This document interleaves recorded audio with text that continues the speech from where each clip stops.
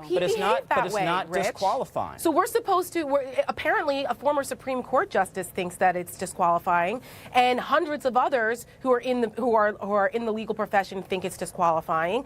And I think, I mean, it's amazing to me how my fellow Republicans have decided to just forget that they actually questioned judicial temperament when Justice Sotomayor was going through her nomination, and she didn't display anything. It was because she made a comment about being a passionate Latina. And you're telling me that what we saw last week is something that would not have been alarming to you if a woman had done that? I think that's something that's very off-putting. It's off-putting to women who are watching this process and seeing how righteously indignant all these Republican senators have become over this horrible treatment of poor Brett Kavanaugh, yet what about the treatment of Dr. Ford?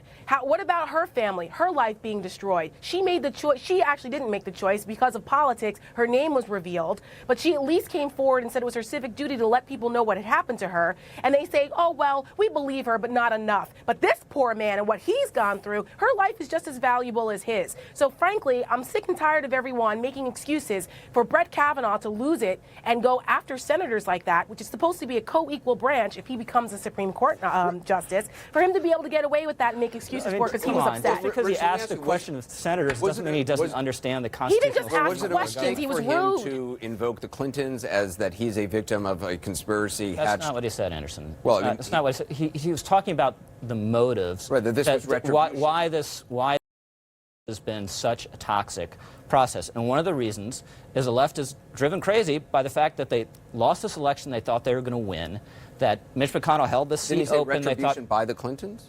On behalf of. Hillary Clinton ran. They all desperately wanted to win. They all had 110% faith that she would win.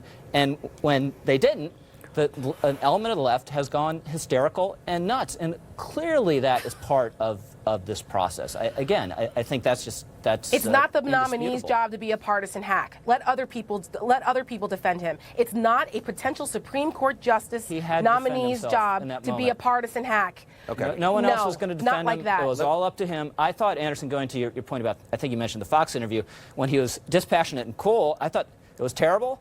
And I thought he wasn't going to survive this testimony exactly because that interview was so bad. With that. Jim Acosta is joining us as well. Jim, is there any sense of whether the White House wanted Judge Kavanaugh to put this op-ed out at the 11th hour? And presumably he would have at least notified them of this. I think they did, Anderson, and I think we're going to find out that this was part of the plan. And I think it is an indication, Anderson, that perhaps they are a little more concerned about this vote than what we previously thought. We thought earlier today that they were very optimistic about this vote.